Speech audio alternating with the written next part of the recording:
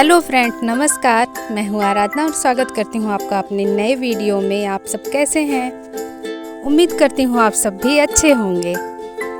आज हम बात करने वाले हैं एक बहुत ही ख़ास पौधे के बारे में जो थोड़ा सा मैजिकल भी है और बहुत सुंदर फूल आते हैं। वीडियो में देख के आपको पता ही चल गया होगा कि मैं किस प्लांट के बारे में बात कर रही हूँ। जी हाँ, मैं बात कर रही हूँ लैंड लोटस के बारे में। हमारे देश के अलग अलग भागों में इसको अलग अलग नामों से जाना जाता है। लैंड लोटस, स्थल कमल, दलपद्दो या कॉटन रोज, हिबिस्कस म्यूटाबिलिस के नाम से भी जानते हैं।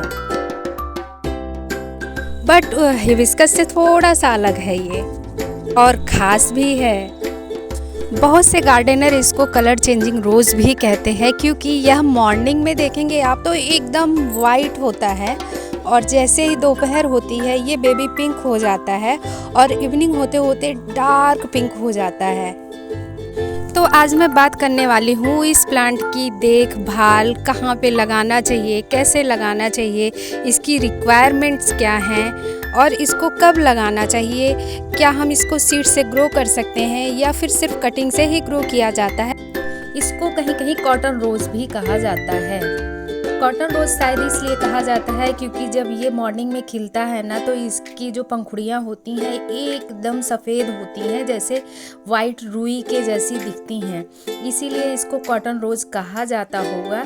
इसके फूल बहुत बड़े साइज़ के होते हैं और इसमें सीड्स भी बनते हैं। एक प्लांट मेरा है जिसमें सीड बनते हैं और एक प्लांट है जिसमें सीड नहीं बनते हैं, उसमें फूल खिलता है और वैसे ही गिर जाता है।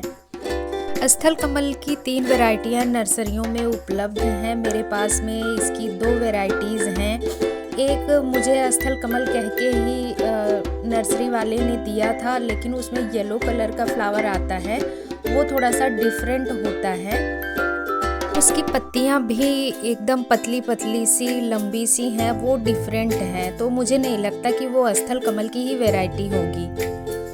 ये जो आप स्क्रीन पर देख रहे हैं ये स्थल कमल की ही सिंगल वैरायटी है। ये कलर चेंज भी नहीं करता, ये मॉर्निंग से ही ऐसा खिला है और ये 2 से 3 दिनों तक खिला ही रहता है। इसके फ्लावर बहुत ही सुंदर हैं, ऐसा लगता है जैसे किसी ने पेंटिंग कर रखी हो।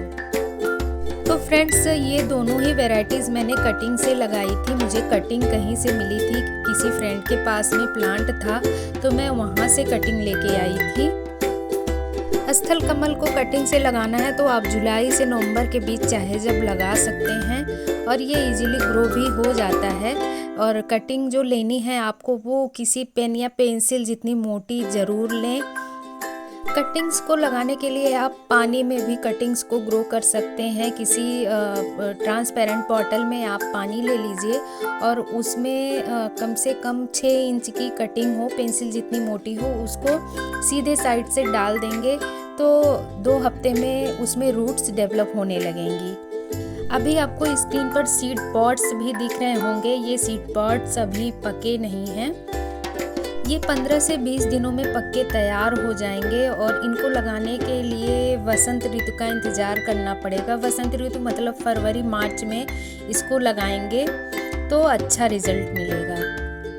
एक सीड पॉट में लगभग 50 से 70 सीड्स होते हैं, वो वेलवेटी सीड्स उसमें रोए होते हैं और जर्मिनेशन रेट जो होता है वो एक सीड पॉट से निकले हुए लगभग 70 सीड्स में से 40 सीड तो जर्मिनेट हो ही जाते हैं। सीड से ग्रो हुए प्लांट में फ्लावर आने में लगभग 1 साल लग ही जाता है। जब तक प्लांट मैच्योर नहीं होता तब तक फ्लावरिंग नहीं। जब मेरे सीड्स तैयार हो जाएंगे तो मैं सीड से ग्रो करके भी एक वीडियो उस पर भी बनाऊंगी और आपके साथ शेयर ज़रूर करूंगी। ये छोटे छोटे जो प्लांट्स आप देख रहे हैं ये मैंने कटिंग से ही लगाया है। मेरे बड़े वाले प्लांट के बगल में ही ज़मीन खाली थी तो मैंने इसको ज़मीन में ही कटिंग लगा दी थी और अब देखिए उसमें फूल भी खिल रहे हैं और बहुत सारे प्लांट तैयार हो गए हैं। ये लो मेंटेनेंस प्लांट है, इसकी ज़्यादा देखभाल की ज़रूरत नहीं होती है। इसमें अच्छी फ्लावरिंग लेनी है तो इसको फुल सन एक्सपोजर में लगाना बहुत ज़रूरी होता है। अगर आप इसको छाया में लगा देंगे तो वहाँ पे ब्लूमिंग में इसको प्रॉब्लम होगी। स्थल कमल में वैसे तो कोई बीमारी नहीं लगती है, लेकिन मिलीबग का अटैक हो सकता है और जब मिलीबग लगता है तो आप होम रेमेडी का यूज़ कर सकते हैं, नहीं तो कोई भी एंटी फंगल स्प्रे आप यूज़ कर सकते हैं।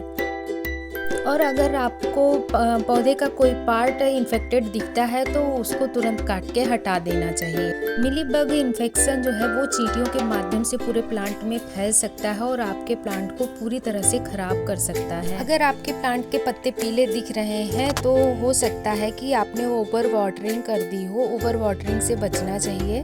वैसे तो ये प्लांट साल के 9 महीने फ्लावरिंग करता है। दिसंबर, जनवरी, फरवरी के महीने में इसमें फ्लावरिंग रुक जाती है, डोरमेंसी में चला जाता है और स्प्रिंग के टाइम में इसमें फिर से नई ग्रोथ शुरू हो जाती है।